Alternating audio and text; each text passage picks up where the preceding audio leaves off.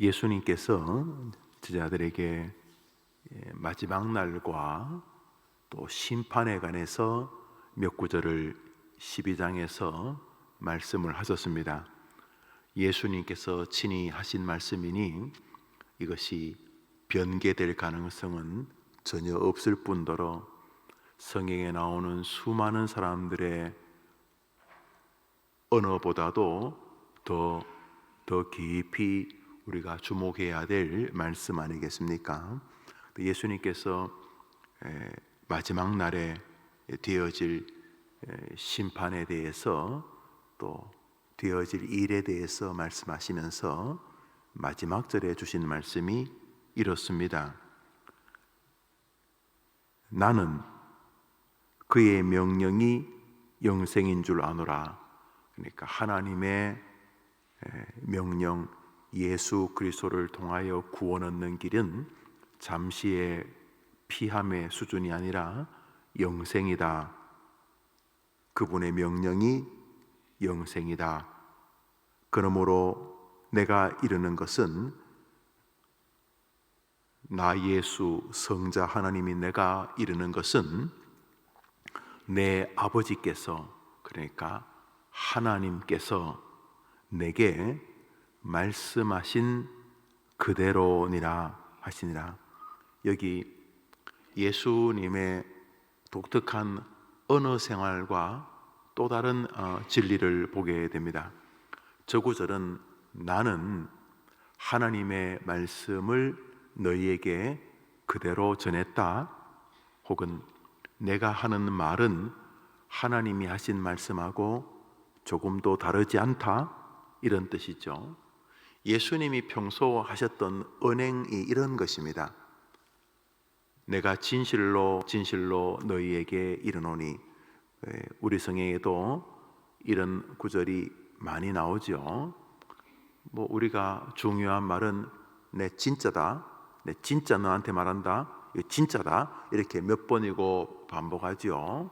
자, 그것은 그 진짜라는 일에 대한 확고함 때문에 주로 하는 말이죠.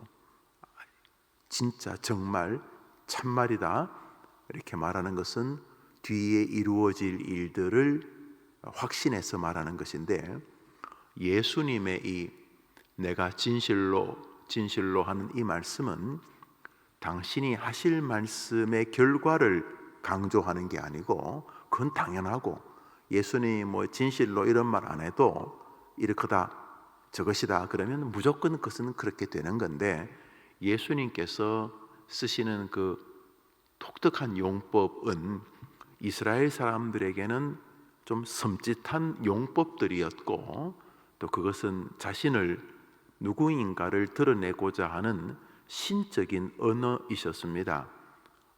보통 이스라엘 사람들이 성경의 권위를 빌려와서 해석할 때에 쓰는 말은 모세가 이르기를 이었습니다. 예수님 당대의 사람들이 성경의 모세오경이죠. 주로 모세오경을 가지고 이렇게 설명할 때에 모세가 창세기에서 말하기를 이런 식으로, 모세께서 신명기에서 말씀하시기를, 이러면 이제 최고의 권위자였던 것이죠.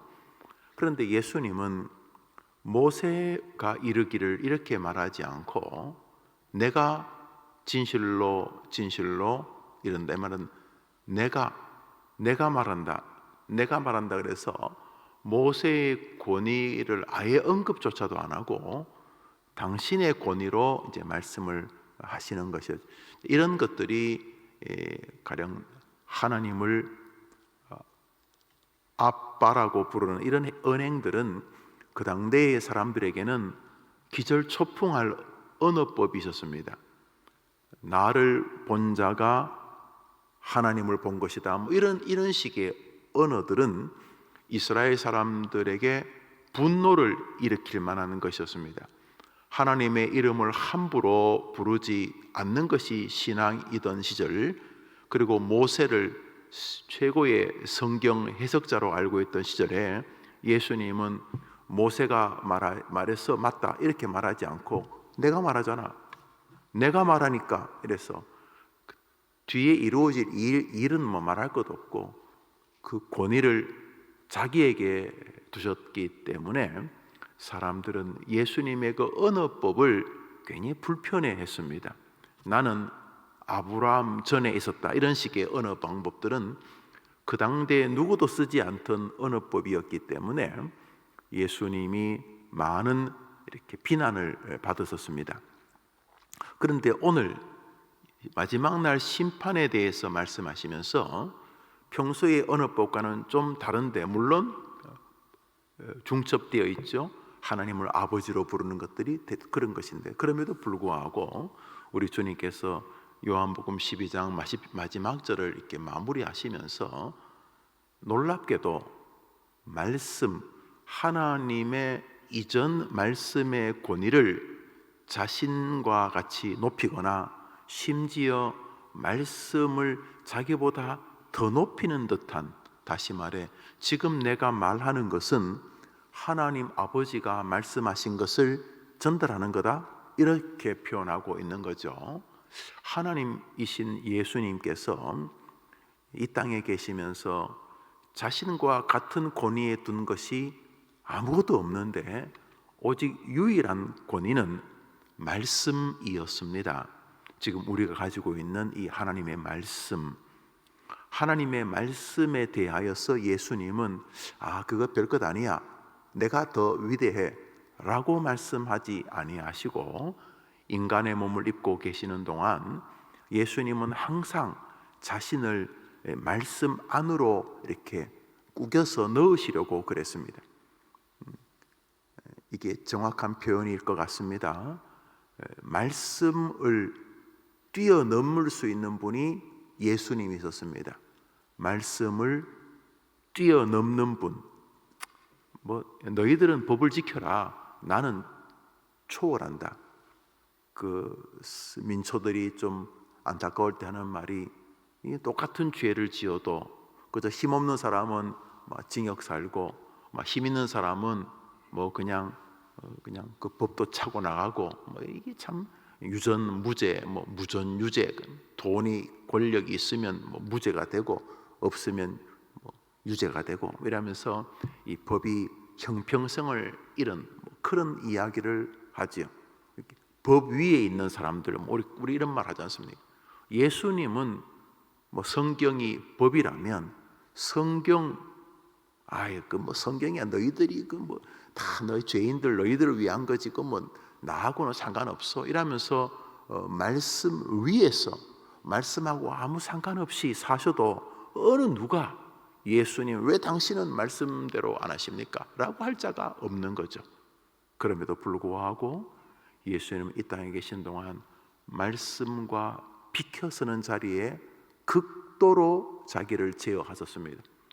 혹여나 후대에 오는 우리들이 바보 같은 시그널을 받을까봐 말씀대로 안 될 수도 있는, 오직 그 교회 표어나 쓰는 거지 무슨 오직 말씀이야, 이렇게 생각할까봐 우리 주님은 하나님이 하신 말씀 아래 기꺼이 자기를 세우셨습니다. 성경에 보면은 좀 어설픈 장면들이 좀 나옵니다.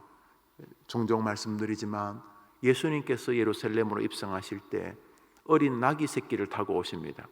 여러분, 나귀는 사람이 아무리 멋있게 앉아 있어도 멋있는 짐승이 아닙니다. 거기다가 새끼 나귀는 거의 세발 자전거 수준입니다. 어른들이 세발 자전거 타면 아무리 멋져도 폼이 나지 않는 것처럼 예수님이 어린 나귀를 타고 오셨을 때 아마 발로 질질 끌면서 오셨을 것입니다. 나귀가 작은 짐승이고 거기다가 새끼 나귀니까 더 모양새가 우스웠을 것입니다. 예루살렘 입성이 왜 그런 장면으로 연출되었는가? 주님께서 주님이 하신 말씀을 이루자라고 제 아들에게 말했습니다. 성경 구약 성경에서 왕 메시아가 새끼 나귀를 탔다는 그 말씀을 이루시자는 것이라는 의미이지요. 예수님께서 하나님의 말씀을 우리에게 주셨는데, 예수님은 이 땅에 계시면서 우리가 목회하면서 자꾸 딴 거에 관심을 기울일까 봐, 말씀, 성경, 설교, 주님의 말씀과 상관없이 거의 미신적으로 믿음 생활할까봐 우리에게 오늘도 내가 지금 너희에게 전하는 것은 하나님이 하신 말씀을 너희들에게 전하는 것이다 라고 말함으로써 이 성경을 읽는 우리 모두에게 다시금 하나님과 더 가까워지려면 하나님의 말씀과 더 가까워져야 한다는 사실과 보이지 않는 하나님을 볼 수 있는 방법으로서의 성경을, 말씀을 우리에게 읽고 듣게 하셨구나 하는 마음을 갖게 하는 것이죠. 오늘 자 날주 우리 출애굽기 33장을 봅니다. 출애굽기 33장입니다.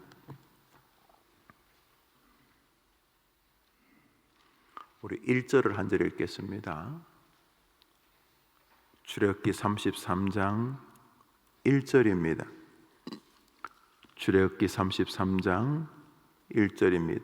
읽읍시다. 시작.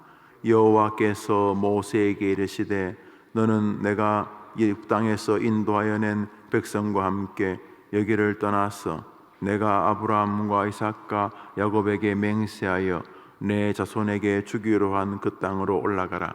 지금 우리가 읽었던 요한복음 12장 마지막 절을 오늘 이 본문에서 그대로 적용하는 부류의 사람들과 적용하지 않는 부류의 사람들을 구별해 볼 수 있습니다. 하나님께서 출애굽한 이스라엘 백성들의 지도자 모세에게 이렇게 말씀하셨습니다. 모세야, 지금 너가 나의 명령을 따라 인도한 저 이스라엘 백성들에게 너가 말해라. 그리고 너도 그것을 믿어라. 뭐요? 내가 나 여호와가 너의 조상 아브라함과 이삭과 야곱에게 맹세하여 너의 자손, 너의 백성 이스라엘에게 주기로 한 땅, 줄까 말까 하는 땅이 아니고 너희들이 힘이 있으면 정복해서 너희 것이 될 거고 너희들이 힘이 없으면 너희 것이 안 될 땅이 아니고 너희들이 힘이 있던 힘이 없던 광야길에 다리가 아프던 안 아프던 그 땅을 차지할 때 화살을 쏘던 그냥 아무 말 안 하고 여리고성만 돌아서 무너지던 너희가 소아마비 환자가 있던 너희 백성들 대부분이 90 노인이든 3살 4살밖에 안 된 어린애든 상관없이 나 여호와가 너희에게 주겠다고 한 땅으로 가라 이렇게 말씀을 했습니다. 가나안 땅 근방에 왔을 때 이스라엘 백성들이 모세에게 이렇게 말합니다. 지도자여, 우리가 가나안 땅 들어가기 전에 그래도 한 며칠 둘러보고 들어가는 게 안 좋겠습니까? 이렇게 말합니다. 그때 모세가 쓸데없는 소리 하지 말고 가자 그랬어야 되는데 모세도 또 마음이 좀 그랬는지 그래도 돌다리도 두드려보고 가는 거 좋지 않겠어요? 이제 그런 것 같아요. 그래서 12지파에서 날랜 사람 하나씩 똑똑한 친구들, 서울대 나오고 건강도 좋고 육사 졸업하고 이런 친구들 아니겠어요? 그래서 각 지파를 대표할 사람 12명을 뽑아서 이제 다른 사람들은 요단강 근처에 다 세워두고 12명이 40일 동안 하나님이 너희에게 주는 땅 가나안을 정탐하고 오는데 40일 뒤에 하나의 말씀은 그대로인데 여론이 바뀌게 됩니다. 여론. 이 공포의 정치 중에 하나가 이 민주주의죠. 제가 왜 공포의 정치냐 그러면 이 굉장히 허상일 가능성이 높기 때문에 그래도 죄 많은 인간들이 개발한 그나마 괜찮은 정치 제도라고 생각하는 게 민주주의이죠. 이 다수결인데 이게 참 독특한 제도여서 사회주의보다 나은 거는 분명한 것 같은데 이것도 아주 위험한 제도라는 생각을 좀 할 필요가 있죠. 우리가 살면서 다수가 선이라는 것은 굉장히 독재적 발상이죠. 독재적 발상. 우린 독재가 이제 막 군사 정권 한두 명이 정치하는 걸 독재로 하는데 그게 뭐 한 명이든 100명이든 행위가 독재면 똑같은 거 아니겠습니까? 여튼간에 하나님께서 너희에게 줄 땅으로 가라 그랬는데 가면 될 건데 가면 뭐 여리고성은 돌면 무너질 거고 아니면 뭐 기도하면 그 모세가 손 들고 있으면 뭐 이길 거고 뭐 하여튼 뭐 하나님이 어떻게 하실지는 모르지만 그런데 자기들을 보니까 오합지졸들이야. 어린애 뭐 이제 뭐 평생 애굽에서 종살이나 하다가 뭐 칼을 한번 잡아봤겠어요. 뭐 화살을 한번 쏴봤겠어요. 그러니까 자기들이 봐도 오합지졸이 오합과 지졸들인데 이 가나안 땅은 이미 청동기 철기 문화를 구가하는 대단한 민족들이기 때문에 이게 될까? 지도자여, 말씀은 뭐 말씀이지만 그래도 다 상식이란 게 있는데 우리 상식적으로 한번 해봅시다. 어떻게? 우리가 12집 하니까 르우벤, 시몬, 레위, 유다 하나씩 다 뽑아가지고 그렇게 한번 좀 정탐하고 와서 진짜 그런가 보고 혹시 가는 길이 좀 쉬운 길이 있으면 그 길도 한번 찾아보고 그럽시다. 모세가 시할 때 하지 말고 자 갑시다 그랬어야 되는데 그럴까? 그래가지고 이제 한 명씩 뽑습니다. 와서 40일 딱 다녀와서 보고를 하는데 하나님 말씀이 우선 절반쯤 확인이 되었습니다. 정말 적과 꿀이 포도를 메고 왔는데 한 송이를 사람들이 어깨에 메고 왔다잖아요. 아마 포도가 수박만한가 봐요. 포도가 수박. 여러분 사과가 수박만한 거 보셨어요? 저 봤어요. 보통 사과를 깎을 때 손에 들고 이렇게 깎잖아요.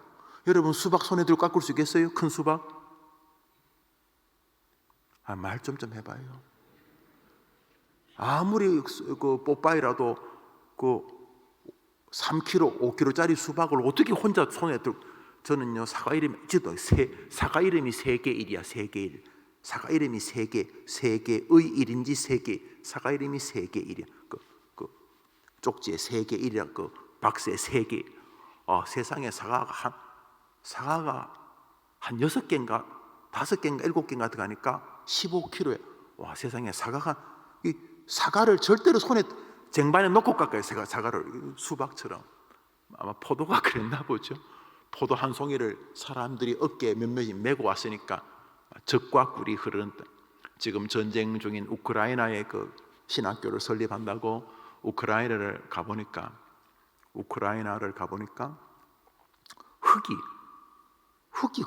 흙이 검은색의 땅이 연탄 공장 비슷해요. 그래서 옆에 선교사님 보고 옆에 공장이 있습니까? 아닙니다. 우크라이나 땅이 다 그렇습니다. 땅이 검어요. 우리나라에는 이제 호남 쪽으로 하면 벌교 쪽 지나면 흙이 좀 붉어요. 흙이 좀 붉지요. 이쪽 충청도나 경상도보다는 호남 쪽 흙이 좀 이렇게 붉어요. 붉다. 조정래 그래도 그런 게 나옵니다만 근데 우크라이나는 흙이 검더라고요. 그래서 어떠냐니까 그 흙이 끝내준다는 거예요. 뭐든지 심으면은 그렇게 곡식이 잘 자라네. 우크라이나 전쟁 나고 지금 세계 밀값이 오르고 나는 그 우크라이나가 곡창지대라는 거예요. 세상에 가로수가 체리나무 가로수가. 그래서 장로님 몇 분하고 같이 갔는데 새벽에 자는데 밖에서 그 소파 앞에 밖에서 막 부시럭거려가지고 나와 보니까 아침잠 없는 우리 장로님들이 그 밖에 나가지고 2,000원어치 체리를 사왔는데 한 가마를 아침부터 그 체리 드시느라고 부시럭부시럭 거리죠. 가로수가 체리야. 가로수가. 자 그렇게 비옥한 땅은 맞아. 하나님이 뭐 적과 꿀이 흐르는 건데 동의함. 하나님 말씀 절반 맞아요. 절반 적과 꿀이 흐르는 거 맞는데 거기까지. 아이고 여리고성 그거 우리가 살던 집이 아닙니다. 그 우리 가지고 있는 무기 짝대기 지팡이 가지고 그것도, 그러고 내가 성 지킨 사람 봤는데 키가 우리 한 배 반입니다. 덩치도. 그리고 그들이 칼을 가지고 있는데 우리처럼 나무 작대기 칼이 아니고 우리는 상대가 안 됩니다. 우리 가면 다 죽습니다. 그 사람들은 우리를 하고 싸울 것 없이 뒷짐지고 우리를 밟으면 우리 다 터져 죽는 메뚜기처럼 다 죽습니다. 이렇게 12명 중에 10명이 말씀을 짓밟습니다. 나 여호와가 너희에게 줄 땅이라고 했는데 그건 뭐 하나님 헛소리 하는 거지. 그게 뭐 그 말이 됩니까? 그게 뭐 믿음도 어느 정도지. 그게 무슨 뭐 믿음으로 그런 소리 하고 깨지 희망 고문하고 그러시. 안 됩니다. 그거 12명 중에 10명이 안 된다 그랬습니다. 오늘 성경에 내가 너희에게 주겠다고 하셨는데 내가 너희에게 주기로 한 그 땅으로 올라가라 그랬는데 그 뭐 목사가 하는 소리지. 다 그거 성경에 이러면서 목사부터 설교를 안 믿습니다. 지가 설교하는데 지도 안 믿으니까 어떤 성도가 설교를 믿겠습니까? 오직 말씀이 좋은 이야기일 뿐입니다. 딱 2명, 유다 지파의 대표였던 갈렙, 에브라임 지파의 대표였던 여호수아, 딱 2명이 저들이 아무리 강해도 하나님이 우리와 함께 하시니 가자. 저들은 하나님 때문에 우리들의 밥이다. 바뀐 성경은 저들은 우리의 먹이다. 그러면서 여호수아 갈렙이 아주 중요한 말을 합니다. 여호와를 거역하지 말자. 이렇게 말합니다. 그랬다고 이미 민심은 돌았습니다. 이 무서운 다수결의 원리. 12명 중에 10대 2가 된 겁니다. 그랬더니 이미 부정적인 여론은 좀 더 전파력이 세잖아요. 온 이스라엘 백성들이 풀이 다 죽었는데 여호수아 갈렙이 하나님 거역하지 말고 가자 그랬다고 옆에 있는 돌멩이 들고 이 여호수아 갈렙 모세까지 3명을 때려 죽이려고 할 때 하나님이 천둥과 번개로 개입하십니다. 그리고 하나님이 이글거리는 분노로 너희들이 말한 대로 다 죽여주마. 그래서 우리 다 죽이겠다고 말한 사람 다 죽이십니다. 대부분의 사람을. 그러나 은혜를 베푸셔서 자연사하게 하십니다. 40년 동안 그 곶다위로 말한 인간들 다 죽을 때까지 광야길을 돕니다. 그렇게 말한 사람 다 죽고 어린 애들, 뭐가 뭔지 모르는 그 태어나서 막 2살, 3살 때 온 아이들, 광야길 걸으면서 이미 애굽 나올 때 임신 8개월이었는데 광야길에서 애를 낳아가지고 이제 3개월, 4개월 된 아이들, 요런 아이들이 40년이 지났으니까 뭐 한 10살쯤 되었으면 한 50살쯤 되었을 것이고, 또 뭐 갓 태어났으면 이제 40살쯤 되었을 것이고, 또 광야 도중에 태어났으면 뭐 10살, 20살, 하여튼 이 사람들과 여호수아 갈렙 2명이 가나안 땅으로 들어가게 되지요. 여기 중요한 것은 말씀에 대한 태도입니다. 우리는 말씀대로 됩니다. 히브리서가 말한 것처럼 한 번 죽는 것은 정하신 것이요 그 후에는 심판이 있으리니, 불신자들은 반은 믿습니다. 믿는 게 아니라 그냥 동의 안 할 수 없었어. 자기도 죽을 줄 아니까. 그래서 한 번 죽는 것은 정하신 것이라는 것에는 뭐 죽겠지 뭐 애서 피하고 싶지만 그 주제를, 그러나 직면하겠죠. 어느 날 눈을 떴을 때 그때는 천장이 보이는 것이 아니고 가족이 보이는 것이 아니고 정들었던 내 옷이나 물건이 보이는 것이 아니고 그날 눈을 떴을 때 우리는 천국 혹은 지옥을 보고 있겠지요. 어느 날 눈을 떴을 때 우리가 그 다음에 놀랄 것은 성경대로 펼쳐지는 것을 보고 놀라겠죠. 그리고 모든 행위들이 성경대로 결정나는 것을 보고 우리 모두는 천국에 있거나 지옥에 있거나 소스라치게 놀라게 되겠죠. 그 후에는 심판이 있으리니 내세를 부정하거나 있으면 있고 없으면 없고 불가지론으로 살던 사람들이 너무도 바보 같은 삶을 살았다는 걸 알게 되겠죠. 성경대로 된다는 거죠.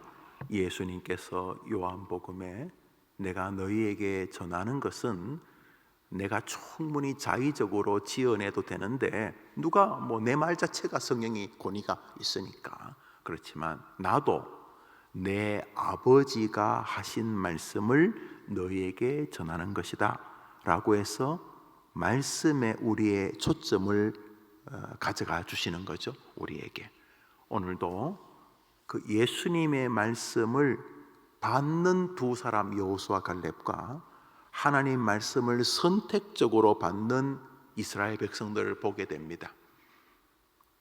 나 여호와가 주기로 약속한 나 여호와가 끝나서 그대로 돼 라고 해도 그건 하나님 소리고 그건 성경에서 하는 소리고 되겠어요 그게요. 지금 우리 역량하고 그 사람하고 되겠어요.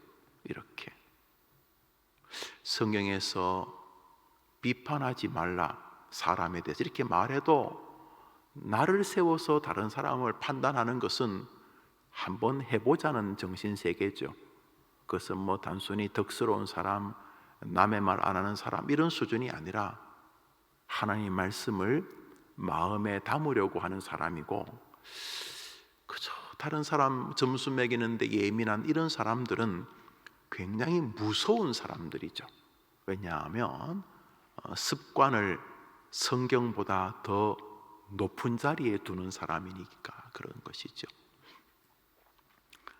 믿음의 길을 걷는 동안 우리가 성경이라고 하는 이 영광스러운 것을 가지고 있다는 것이 여러분도 마찬가지지만 저도 너무나 감격스러운 것입니다. 제가 설교하기 위해서 우리나라 나오는 신문 조각이 뒤적거리고 있고 하루에도 몇백 종류씩 나오는 책들 뒤적거리고 설교하기 위해서 사람들 관찰하고 사람들도 보긴 봐야 되고 그러긴 하겠지만 그러면 여러분도 삶이 고단하겠지만 저도 참 힘겨운 삶을 살 겁니다. 근데 저는 설교하기 위해서 특별한 책들을 안 보는 건 아니죠. 늘 책을 가까이 하니까. 그렇지만 그것들은 그리 중요한 재료들이 아니죠. 제가 설교하기 위해서 필요한 것은 거의 유일한 것 하나뿐입니다. 말씀인 것입니다. 목사의 인생의 말씀이 유일한 게 아니고 여러분도 마찬가지입니다. 말씀대로 되는 줄 믿습니다. 지혜는 결국 그것입니다. 말씀에 우리의 마음을 자꾸 두는 것입니다. 인생 노년에 계신 성도님들은 지금부터는 더 가치롭지 않습니까? 하루하루가 철없을 때 빨리 시간이 가기를 바라던 젊은이들, 어린이들과 달리 인생 60, 70이 지나가면서 하루가 무료한 하루라기보다는 하늘과 가까워지는 하루고 지금부터는 내 하루가 하늘 앞에서 어떻게 평가가 되어질 것인가를 생각할 하루이기 때문에 옆에 있는 사람이 어쩌면 더 소중하고 오늘 한마디 뱉는 말이 훨씬 더 자문이 되어야 될 그런 소중한 남겨진 시간 안에 있지 않습니까? 혹시 하나님을 좀 더 기쁘게 해드릴 게 없을까? 마치 시험 시간이 3분밖에 안 남은 학생처럼 자 3분 남았다 정리해라. 평소에 3분은 휘바람 불고 핸드폰 가지고 이상한 거나 보고 그랬는데 시험 시간 3분 남았으면 그 3분은 정말 아까운 시간인 것처럼 우리가 시간의 계수함의 가치를 알아서 오늘도 하나님 말씀 읽고 묵상할 뿐만 아니라 내가 이미 듣고 외우고 있는 말씀에 내가 어떻게 오늘 신뢰하고 하나님 보실 때 제가 내 말을 참 존중하는구나 하는 것을 보여드릴 방법이 무엇인가를 생각하면서 말씀과 함께하는 은혜의 하루가 된다면 그것이 성공적인 행복한 하루가 될 줄 믿습니다. 오늘 우리가 12명의 정탐꾼 가운데 누구 닮았는가 한번 돌아보시면 좋겠습니다. 홀로 있을 때, 사람들하고 있을 때, 남의 이야기 들을 때, 남에게 말할 때, 돈을 벌 때, 그 돈을 쓸 때 내가 12명 중에 누구 닮았는가? 내 생각대로 계속 뭘 하고 있는가?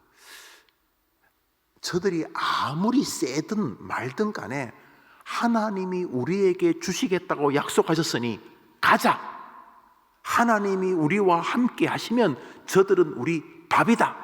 라고 그 하나님의 말씀을 이렇게 끌어와서 그 말씀에 서서 말씀이 사람을 이렇게 대하라고 하셨으니까 그냥 과거에는 그냥 성질대로 막 했는데 자꾸 이렇게 말씀을 가져와서 그 말씀을 믿는 믿음에 근거해서 처신을 하는가? 아니면 내 멋대로 또 사는가? 오늘 하루 말씀과 가까워지는 은혜의 날 되기를 축복합니다. 주님 가르친 기도 예배를 마치고 우리 자유롭게 기도 하루를 출발합시다. 하늘에 계신 우리 아버지여, 이름이 거룩히 여김을 받으시오. 나라의 마옵시며 뜻이 하늘에서 이룬 것 같이 땅에서도 이루어지이다. 오늘날 우리에게 일용할 양식을 주옵시고 우리가 우리에게 죄 지은 자를 사하여 준 것 같이 우리 죄를 사하여 주옵시고 우리를 시험에 들게 하지 마옵시고 다만 악에서 구하옵소서. 대개 나라와 권세와 영광이 아버지께 영원히 있사옵나이다. 아멘.